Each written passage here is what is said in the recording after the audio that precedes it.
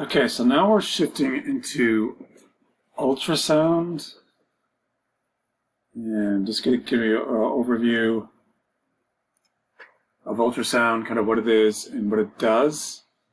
I know you've had ultrasound in the past. We're going to get a lot more specific with ultrasound in terms of how you use it for certain symptoms, certain anatomy, certain circumstances around cases and that sort of stuff. And you would have to really know there's all the different settings on these cases for the midterm. What is ultrasound? It's like acoustic sound waves that vibrating crystal causes the molecules in your tissue literally to vibrate. And it goes probably through air, but it goes really well. It transmits very well through gel, the ultrasound gel that we use, or water. So you get the waves go through the gel into the tissue, vibrate the tissue, and it kind of heats it up.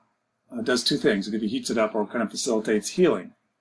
So you have to really kind of think what you want to do. Do you want to use it to heat the tissue up, or do you want to use it to facilitate a healing kind of thing?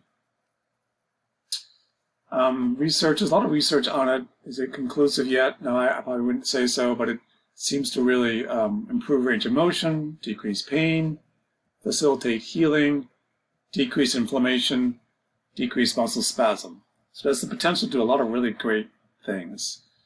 And it seems to vary per therapist. Some therapists love it, some therapists don't. Still, I think one of the more commonly used modalities in most clinics. It's a good thing to know about. My experiences with it, I used to use it a lot.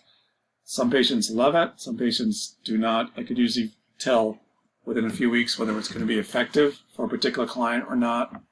Used a lot for the shoulder, those deeper muscles. I like to use it to get deeper. Shoulder bursitis and arthritis was very effective. Just remember that with all these modalities, you're going to be getting into a lot of them if you're off to an outpatient world. Can't be used by itself. It has to be used in conjunction with something else. You can't just bill just ultrasound for pain.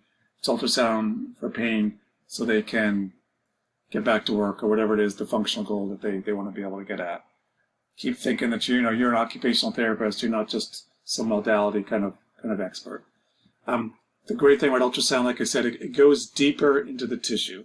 A hot pack can go about half an inch deep, whereas ultrasound can go as much as 2 inches deep. So you have these big muscles on the shoulder and the back, lower body, quads, really, really good for those kinds of muscles. It also can be very effective for the hand. A lot of hand therapists love it for different reasons. Contraindications for ultrasound. You need to know those. Some are obvious, some not so obvious. Pregnancy, pacemaker. Don't want to do it over a pacemaker. We're very careful. Somebody has a pacemaker. I usually would not use it if they had a pacemaker. You could, but you have to be really careful with it. You want to really read up how to do that. Reproductive, especially if somebody's dealing with pregnancy or trying to get pregnant. Impaired sensation. They're not going to feel it heating up.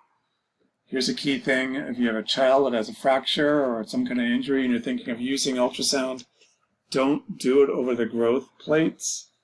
It may affect the growth of the bone and all that sort of stuff. So again, unless you really know what you're doing, have some really good guidance, be careful about using it with children. We'll see how to use it. People usually use it too fast. They're usually moving it too fast. But you do want to keep it moving. Keeping it still, you might get a hot spot, especially over a bone. It can really bounce off the bone and really be painful to the client. The client complains of pain, decrease the intensity, and move it a little bit faster. Tumors, cancer patients, there's some evidence that may facilitate cellular growth, which we obviously don't want in somebody that has cancer, so you have to be careful about that as well. Okay, so let's